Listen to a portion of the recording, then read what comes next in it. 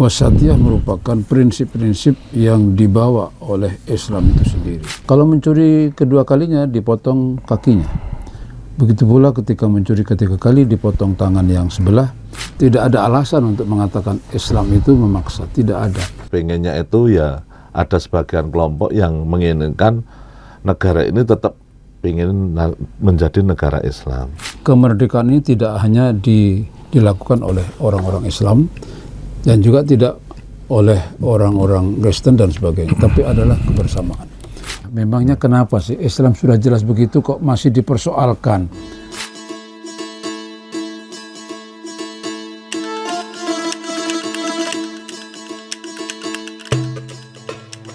Assalamualaikum warahmatullahi wabarakatuh.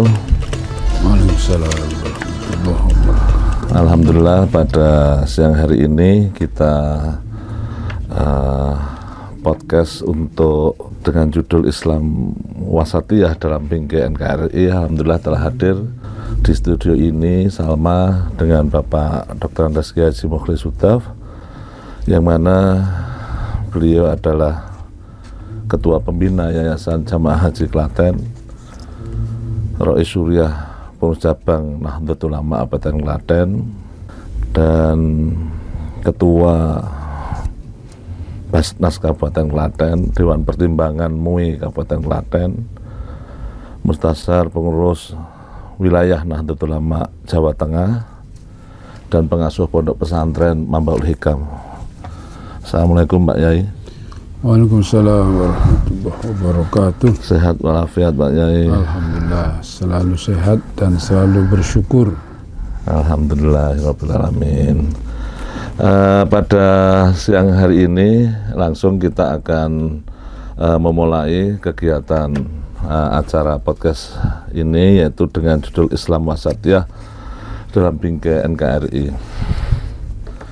Jadi sama-sama kita ketahui bahwasanya Islam Wasatiyah itu sejak tahun 2017 itu merespon daripada apa yang terjadi di seluruh dunia dalam hal ekstremisme, dalam hal beragama.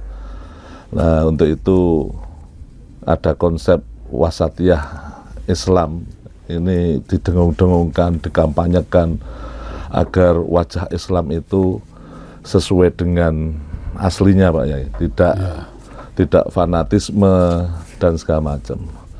Dan bahkan di dalam surat Al-Quran, surat Al-Baqarah, semuanya kita tahu bahwasanya di sana adalah kita ini adalah umat pertengahan. Nah, umat pertengahan jadi tidak boleh condong ke kiri, ke kanan. Dan di dalam diri manusia itu ada atifah Pak Yai. Jadi kadang perasaan yang kadang kalau nggak suka itu kita condong ke kiri, kalau suka condong ke kanan. Nah, ini padahal di dalam Allah memerintahkan pada kita semuanya, kita mesti harus menjadi umat yang pertengahan. Nah, dalam bingkai NKRI bahwasanya kita semuanya sudah paham negara Indonesia ini adalah negara kesepakatan, Darul Misak, negara kesepakatan bahwa dari semua komponen masyarakat yang ada di Indonesia. Jadi di Indonesia itu tidak hanya beragama Islam saja, tapi ada agama yang lain dan bahkan banyak bersuku-suku, terus ada beradat-adatnya aja juga banyak. Nah, ini bagaimana supaya apa yang sudah menjadi peletakan dasar-dasar negara yang dilakukan oleh para pendiri negara ini bisa berlangsung sampai kapanpun di negara kesatuan Republik Indonesia.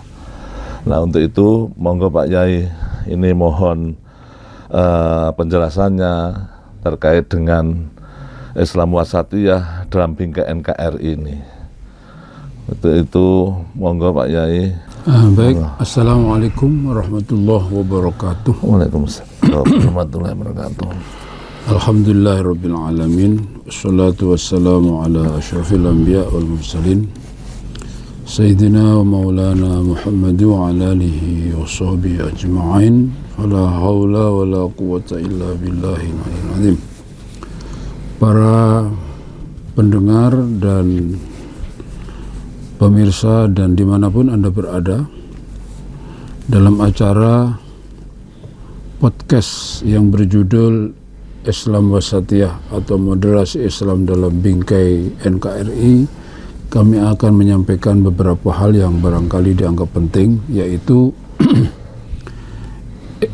apa itu Islam Wasatiyah atau Islam moderat atau moderasi Islam. Al-Wasatiyah itu artinya tengah-tengah, sedangkan Islam adalah agama yang kita ketahui dan kita yakini adalah agama satu-satunya yang diterima dan diridhoi oleh Allah Subhanahu wa taala, sebagaimana Al-Qur'an mengatakan inna dina indallah Islam. Islam wasatiyah artinya Islam itu sendiri. Al-wasatiyah ay haqiqatul Islam, ay hiya dinu kullu. Wasatiyah adalah hakikat Islam sendiri. Karena al-wasatiyah bisa berarti adil, bisa berarti tengah-tengah, bisa berarti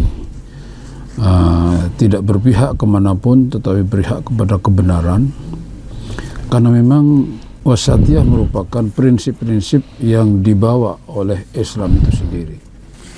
Maka sebenarnya kalau ada orang mengatakan Islam wasatiyah adalah Islam yang baru, bukan, justru Islam yang sesungguhnya, sebagaimana di dalam Al-Quran Allah Subhanahu wa taala berfirman, a'udzubillahi minasyaitonir rajim, wa kadzalika ja'alnakum ummatan wasatan litakunu syuhada'a 'alan nasi wa yakuna ar-rasulu 'alaikum syahida, yang artinya demikian pula kami telah menjadikan kamu umat Islam umat pertengahan, umat yang adil, umat yang bisa menilai siapa yang benar, siapa yang salah, siapa yang dipihaki, siapa yang dimenangkan dalam persoalan-persoalan.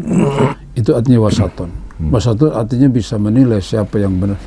Nah, ini justru umat Islam diperintah oleh Allah untuk menjadi wasaton, untuk menjadi penengah, berarti yang betul-betul harus menguasai persoalan sehingga bisa menilai dengan adil apabila dia itu betul-betul menguasai persoalan. Menguasai artinya memahami Islam dalam arti sesungguhnya. Litakunu syuhada, agar kamu menjadi saksi atas perbuatan manusia, wa yakuna rasulu alaikum syahida, dan agar Rasul Nabi Muhammad SAW menjadi saksi atas perbuatan kamu. Ya, jadi ayat ini sangat jelas sekali bahwasanya Rasulullah diutus untuk menjadi saksi apakah kalian betul-betul bisa melaksanakan tugas Islam yang mulia ini apa tidak, sekaligus akan melihat Rasulullah apakah kita ini betul-betul menjadi saksi yang adil. Maka tentunya apabila kita ingin menyadarkan diri atau memposisikan diri sebagai umat wasata, ya harus menguasai tentang Islam sendiri. Dan Islam itu adalah tengah-tengah antara antara ateis. Ateis artinya tidak meyakini atau bahkan mengingkari adanya Allah, adanya Rasul, adanya hari kiamat dan seterusnya.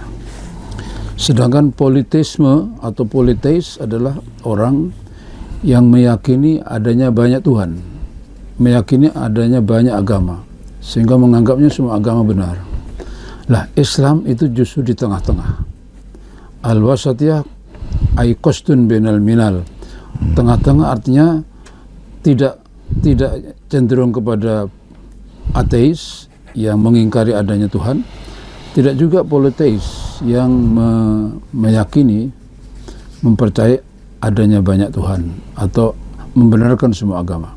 Lah, wasatiyah di antara kedua kubu ini adalah namanya Islam, yakni dinu tauhid, agama yang betul-betul mengakui hanya Allah yang Maha Kuasa, Maha Esa dan Maha Suci. Maka bisa diartikan al-wasatiyah sulukun mahmudun madiyun atau ma'nawiyun.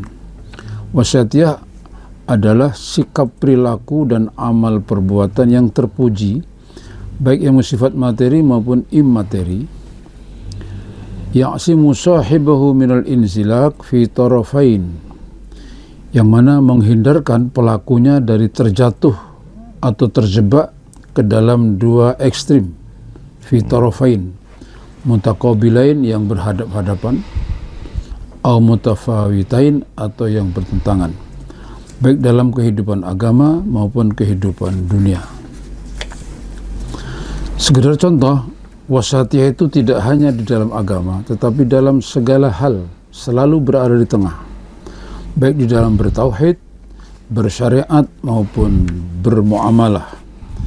Nah, sebagaimana kita ketahui bahwasanya Islam ini agama yang menjunjung tinggi kebenaran dan tidak pernah berpihak kecuali berpihak kepada yang benar. Maka Islam hidup di tengah-tengah kehidupan hidup, berada di tengah-tengah hidup dan kehidupan masyarakat yang beragam, yang plural, tetapi justru Islam berada di tengah-tengah. Di tengah-tengah bukan berarti tidak memperhatikan kanan kiri, tetapi justru memperhatikan dan selalu berada di dalam posisi yang jujur, benar, dan adil. Dan ini semuanya bisa dilihat dari semua ajaran Islam itu selalu dalam keadaan adil. Sekedar contoh, orang itu apabila sakit, dia tidak harus melaksanakan kewajiban kecuali sesuai dengan kemampuannya. Orang yang dalam keadaan menderita kemiskinan, yang mestinya harus berzakat, tapi dia justru memperoleh zakat. Begitu pula orang yang sedang bepergian, karena dalam keadaan tidak mudah untuk melaksanakan ibadah secara sempurna, maka Islam memberikan keluasan, memberikan kemudahan, dan memberikan satu rukhsah atau kemurahan untuk bisa melaksanakan. Itu semuanya sekilas menunjukkan Islam adalah agama yang sangat memperhatikan keadaan manusia secara utuh. Maka apabila kita perhatikan bahwasanya orang yang mencuri barang atau milik orang lain yang bernilai 4 dinar, kalau sekarang 2 juta, itu seharusnya dipotong tangannya. Kalau mencuri kedua kalinya dipotong kakinya. Begitu pula ketika mencuri ketiga kali dipotong tangan yang sebelah. Dan apabila mencuri senilai 2 juta kali 4 kali, nanti putuslah semua tangan dan kakinya. Ini nampaknya ekstrim, nampaknya kejam. Tetapi kalau kita perhatikan, justru dengan membiarkan orang-orang yang seperti itu leluasa dan tidak ada hukuman, semakin kejam dia akan melakukan seperti itu kepada semua orang, dan semua orang akan menjadi menderita. Justru dengan ajaran Islam yang luar biasa ini menjadikan orang selamat, dan itulah hakikat Islam untuk menyelamatkan. Maka dari kata-kata Islam, dari kata salima yaslamu salaman wa islaman. Memang kalau kita memperhatikan hanya sekilas, nampak Islam kadang-kadang nampak sadis, nampak kejam, nampak tidak berperi kemanusiaan. Tapi justru dengan melaksanakan Islam secara utuh, secara kafah, secara holistik, itu akan menyelamatkan manusia secara umum. Tetapi di sisi lain, memasuki Islam tidak ada paksaan. Karena percuma kalau keyakinan didasari dengan paksaan. Dengan dipaksa, percuma. Karena kesadaran itu harus muncul daripada kesadaran, dan kesadaran itu juga harus muncul daripada adanya pemahaman. Maka di dalam Islam ada surat Al-Baqarah ayat 256 yang mengatakan la ikraha fid din qad tabayyana rusydu minal ghayy. Tidak ada paksaan dalam menganut agama Islam. Kenapa qad tabayyana rusydu minal ghayy? Karena telah jelas jalan yang benar dan jalan yang sesat. Jadi kalau saja manusia menggunakan akal sehatnya dan ada panduan dalam hidup dan kehidupan, yaitu ajaran Allah, yaitu Al-Quran, dan dijelaskan oleh Nabi dalam as-sunnahnya, maka setiap orang akan bisa menerima semua ajaran Islam. Karena ajaran Islam selalu selaras dengan akal fikiran dan perasaan manusia, Karena memang pencipta agama adalah Allah, dan yang menciptakan manusia pun juga Allah, dan yang membuat panduan di dalam hidup dan kehidupan Islam yang bernama Al-Quran juga Allah. Maka dengan satu kesatuan ini pasti, kalau saja orang memahami Islam secara utuh, secara kafah, secara holistik, pasti dia akan mengikuti, menganut ajaran Islam, bukan karena keterpaksaan tapi karena penuh kesadaran. Untuk itu Allah di dalam surat Al-Kahfi dalam ayat 29 juga berfirman, wa qulil haqqu min rabbikum, katakan Muhammad, kebenaran itu datangnya dari Allah. Maka faman syaa falyu'min, maka siapapun yang menginginkan beriman silahkan. Wa man syaa falyakfur, kalau menginginkan kafir silahkan. Berarti tidak dipaksa, silakan Islam monggo, tidak pun monggo, tapi nanti resikonya akan ditanggung sendiri. Maka tidak ada alasan untuk mengatakan Islam itu memaksa, tidak ada. Karena apa? Karena sudah diberi akal, dan akal itu sudah bisa menilai mana yang baik, mana yang buruk. Nah, maka orang yang tidak waras tidak ada kewajiban di dalam agama. Orang yang dalam keadaan tertidur pun juga tidak ada kewajiban. Nah, ini menunjukkan Islam luar biasa. Maka kita bersyukurlah menjadi umat Islam. Berarti kita sudah diberi petunjuk kepada Allah untuk menjalankan agama yang justru akan menyelamatkan kita semuanya. Ya. Baik, itu beberapa hal yang ingin saya sampaikan tentang sesungguhnya Islam wasatiyah atau Islam moderat atau moderasi Islam, yang alhamdulillah akhir-akhir ini semua masyarakat bisa memahami dan bisa meyakini. Tadi sudah disampaikan terkait dengan Islam wasatiyah dari perspektif agama Islam. Nah, untuk itu kami mohon pandangan Pak Yai terkait dengan implementasi dalam kehidupan bermasyarakat, berbangsa, bernegara di negara kesatuan Republik Indonesia. Jadi sekilas saja Pak Yai, umpamanya para founding father kita itu dulu dalam penyusunan BPUPKI persiapan kemerdekaan, ada Piagam Jakarta, itu menghilangkan 7 kata dalam rangka untuk menyatukan warga bangsa ini, karena tidak hanya umat Islam, dan negara Indonesia ini bukan negara Islam, bukan negara agama. Nah, tapi karena pluralitas, untuk itu implementasi ajaran Islam itu bisa bisa menjadi rujukan dari semua warga bangsa yang ada di Indonesia. Baik, bismillahirrahmanirrahim.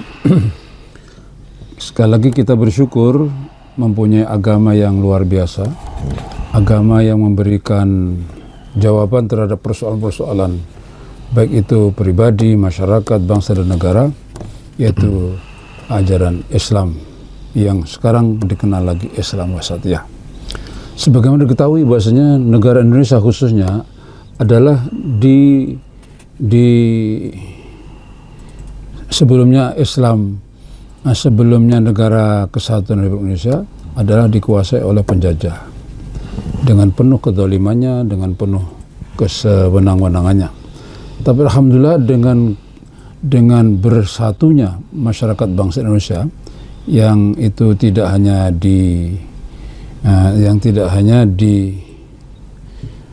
dimiliki oleh Islam, tapi semua agama hampir ada di Indonesia ini, mulai dari Kristen, Hindu, Buddha, Bali, dan Konghucu, dan semuanya sepakat untuk merebut kemerdekaan dari tangan penjajah. Dan alhamdulillah pada tahun 45 Indonesia dalam keadaan merdeka.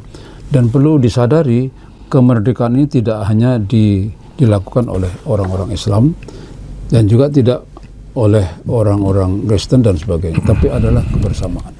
Maka memahami hal itulah menjadikan Islam memang tidak egois. Umat Islam tidak menganggap ini adalah keberhasilan daripada umat Islam, tetapi adalah hasil bersama-sama. Itulah maka apabila kita sadari, menjadi sangat relevan apabila Islam tidak mempunyai hak untuk memaksakan negara menjadi negara Islam.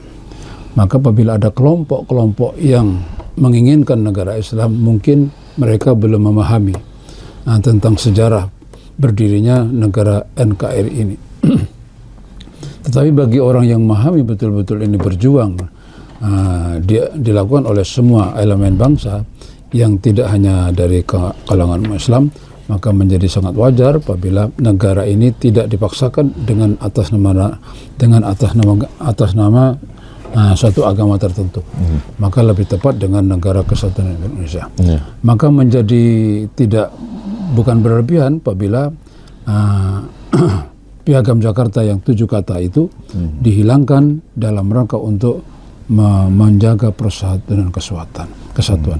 Maka menjadi tepat apabila orang-orang di luar Islam mengatakan ini adalah merupakan hadiah terbesar bagi umat Islam terhadap NKRI dengan adanya menghilangkan 7 kata dari Piagam Jakarta yang kemudian menjadilah Pancasila yang sekarang ini kita nikmati bersama. Ya, karena gini Pak Yai, jadi kalau kita melihat fenomena, jadi masyarakat Indonesia ini yang mayoritas agamanya Islam, nah itu kan pengennya itu negara ini tidak negara kesatuan Republik Indonesia, tapi pengennya itu dijadikan negara Islam. Nah, pada saat waktu itu kan juga ada pemberontakan DITII dan segala macam, dan hari ini masih membekas, dan bahkan beberapa tahun yang lalu di tahun 2018-19 itu survei Alfara itu pelajar kita di Indonesia itu hampir 27% itu menginginkan Republik ini menjadi negara Islam, yang mana itu jelas-jelas menyalahi kesepakatan para founding father kita. Ini gimana ini Pak Yai? Ya, memang dalam Islam itu ada 2 kelompok yang ekstremis dan kelompok yang moderat. Yang moderat itu memahami tentang Islam itu sendiri. Islam dibangun tidak dengan kekerasan dan juga tidak dengan paksaan, tapi dengan penuh sukarela. Tadi yang saya sampaikan, la ikraha fiddin qad tabayyana rusydu minal ghayy. Percumalah dipaksa apabila tidak ada kesadaran. Tetapi tidak hanya melakukan tanpa paksaan, tapi harus diberitahu, ini loh ajaran Islam yang benar, ini loh yang salah. Nah, sehingga mereka ketika melaksanakan ajaran bukan karena paksaan, bukan karena dipaksa, tapi karena kesadaran. Insya Allah kalau semuanya memahami tentang Islam itu adalah penuh dengan ajaran yang luar biasa, maka otomatis orang yang tadinya tidak tertarik dengan Islam menjadi tertarik. Nah, inilah menjadi Islam nampak menjadi agama yang modern, agama yang agama yang hebat. Kenapa? Karena dasarnya bukan karena paksaan, tapi karena kesadaran. Kesadaran itu harus didasari dengan pemahaman. Maka harus belajar. Maka menjadi tepatlah apabila Islam diturunkan Al-Quran dengan surat yang pertama, surat Al-Alaq, yaitu menganjurkan Iqra. Kenapa? Kita tidak akan bisa memahami siapa Tuhan kita, bagaimana cara beragama kalau tidak Iqra, kalau tidak membaca. Maka dalam Islam belajar merupakan suatu prinsip yang sangat-sangat diutamakan sebelum melakukan hal yang lain. Terus gini Pak ya, jadi kalau kita non sewu, jadi masyarakat Indonesia ini mungkin masih belum paham betul terkait dengan konsep negara yang luar biasa tadi. Artinya kalau kita mencermati di sini ada Departemen Agama, artinya persoalan-persoalan keagamaan itu kan sudah dijawab di sana. Artinya hari ini kita melaksanakan zakat, pernikahan, semuanya kan itu sumbernya kan dari ajaran agama Islam, dan alhamdulillah sudah di dalam masyarakat sudah bisa dilaksanakan dengan baik. Tapi masih saja Pak Yai, pengennya itu ya ada sebagian kelompok yang menginginkan negara ini tetap ingin menjadi negara Islam. Nah ini problem kita hari ini itu, karena hari ini non sewu masyarakat itu kadang kecenderungannya masih yang apa itu diyakini itu adalah berita-berita yang ada di medsos, Pak Yai. Artinya guru-guru ngaji atau tokoh-tokoh agama, bahkan pemerintah itu sudah pada nggak mau tahu itu. Udah artinya legitimasi atau kepercayaan pada pada para tokoh-tokoh kita, bahkan pada pemerintah itu sangat lunturnya luar biasa, Pak Yai. Ya, baik. Saya kira kalau kita mengacu ke sejarah bagaimana Nabi membangun kota Madinah, yang maka disebut dengan Madinah itu karena yaitu artinya dari kata tamadun yang artinya berperadaban. Nabi sendiri juga di dalam membuat piagam Madinah itu pun juga tidak menyebut kata-kata Islam, tapi adalah kebersamaan, gotong royong, saling bersatu di dalam menghalau musuh sekalipun. Itu nampaknya Nabi sendiri menyadari betapa tidak bisa harus dipaksakan harus dengan satu negara yang mana mereka belum semuanya mengikuti. Untuk itu saya kira menjadi sangat jelas kalau Indonesia yang beragam keyakinannya, beragam agamanya, ini kalau dipaksakan pasti akan terjadi gejolak dan bisa menjadi perang saudara dan menjadi tidak lagi merdeka seperti yang kita nikmati sekarang ini.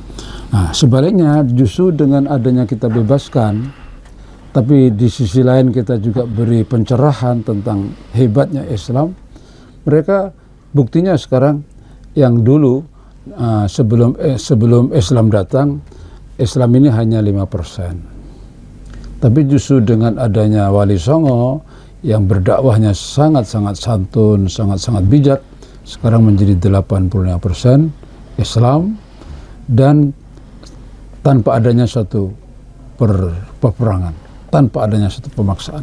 Ini merupakan suatu sejarah yang harus diakui dan selalu diingat bahwasanya memang Islam itu agama yang tidak memaksa umatnya untuk beragama, tetapi memahamkan ajaran Islam kepada semuanya.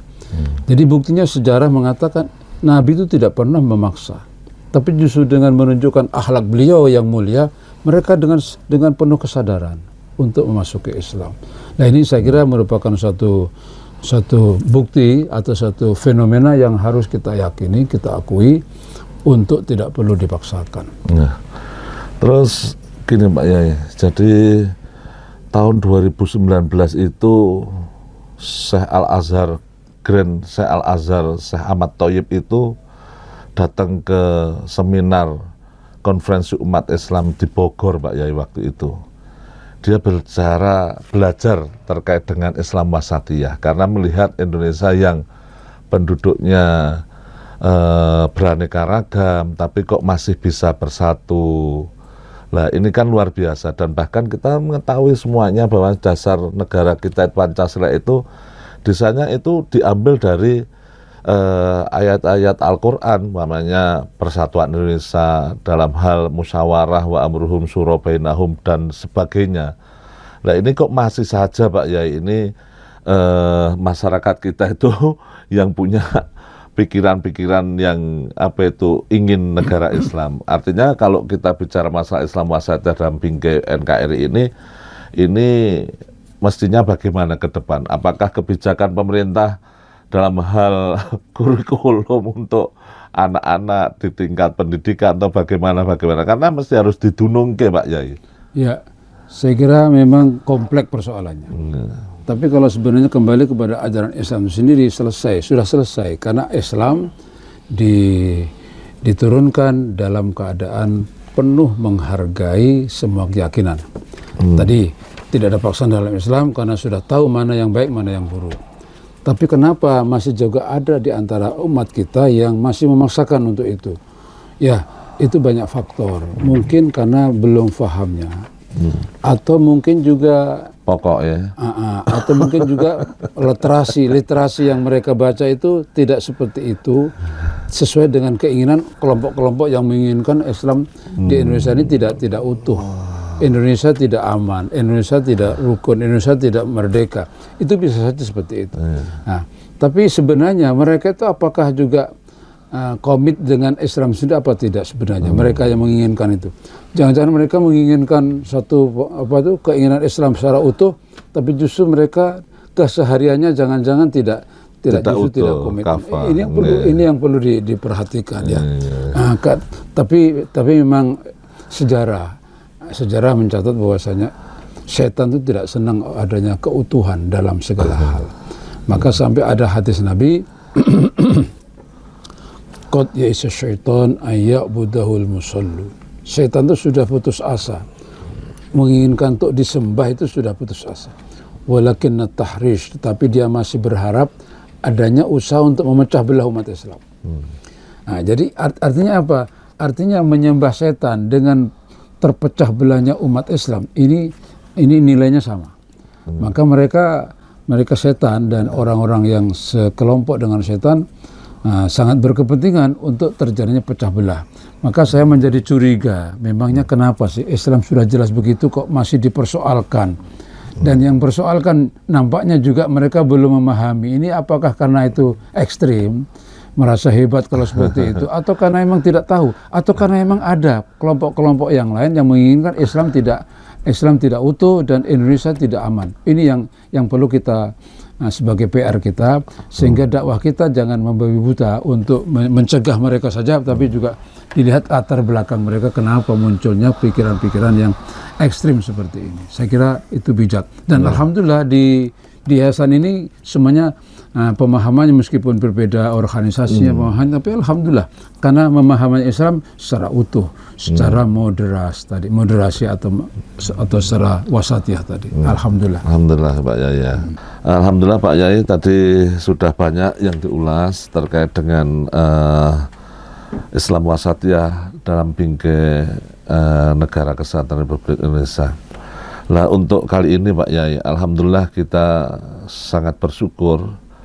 Alhamdulillah di Klaten ada Yayasan Jamaah Haji yang mana alhamdulillah memiliki beberapa amal usaha rumah sakit yang luar biasa. Punya BPRS Al-Mabrur, media dakwah dalam hal ini Salma Radio, dan masih banyak lagi. RSI lah ya, Pak RI, Klaten, Boyolali, dan Jawas, alhamdulillah. Nah, dan di situ alhamdulillah tokoh-tokoh yang ada di Kabupaten Klaten, baik dari Muhammadiyah, Nahdlatul Ulama, yang mana alhamdulillah dalam hal gerakannya itu terkait dengan Islam wasatiyah. Kalau di Muhammadiyah Islam berkemajuan Pak Yai, di NU adalah Islam Nusantara. Ini berdua ormas ini alhamdulillah sangat efektif untuk membumikan terkait dengan Islam wasatiyah di Negara Kesatuan Republik Indonesia. Nah, untuk kali ini Pak Yai, Yayasan Jamaah Haji Kabupaten Klaten ini, menurut Pak Yai apa saja yang sudah dilakukan terkait dengan semangat Islam wasatiyah di lingkup Yayasan Jamaah Haji? Kebetulan Pak Yai juga selaku Ketua Dewan Pembina dan sudah sekian lama menjadi pengurus di Yayasan Jamaah Haji. Ya baik, kita harus mengapresiasi kepada para pendiri, perintis adanya yayasan, di mana mereka sepuh-sepuh tapi luar biasa, cukup pemikirannya cukup jauh ke depan, visioner, yaitu para tokoh-tokoh khususnya dari NU, khususnya dari Muhammadiyah adalah Pak Kiai Amir Maksum, dan dari NU Pak Khusnun dan yang lain, yang mana telah duduk bersama dalam suatu organisasi yang dinamakan dengan Yayasan Jamaah Haji, yang mana itu berasal dari masing-masing tokoh Islam yang terkenal, ormas terkenal, yaitu NU dan Muhammadiyah, Nahdlatul Ulama dan Muhammadiyah. Dengan penuh kesadaran mereka berkomitmen untuk tidak membawa atribut dan organisasi ketika di dalam majelis yayasan, tetapi sudah melebur, sudah tidak ada lagi NU dan Muhammadiyah. Walaupun misi-misinya tetap itu sesuai dengan organisasi masing-masing. Dan yang lebih menggembirakan, dengan adanya Islam wasatiyah ini, semua dua ormas besar ini memahami dan mensepakati. Dan hampir sama ya. Ini Ini memang menunjukkan bahwasanya memang dua ormas besar itu betul-betul melaksanakan ajaran Islam secara benar. Nah, ini merupakan satu kekayaan yang harus kita syukuri dan kita banggakan, bahkan kita harus sebarkan ke dunia.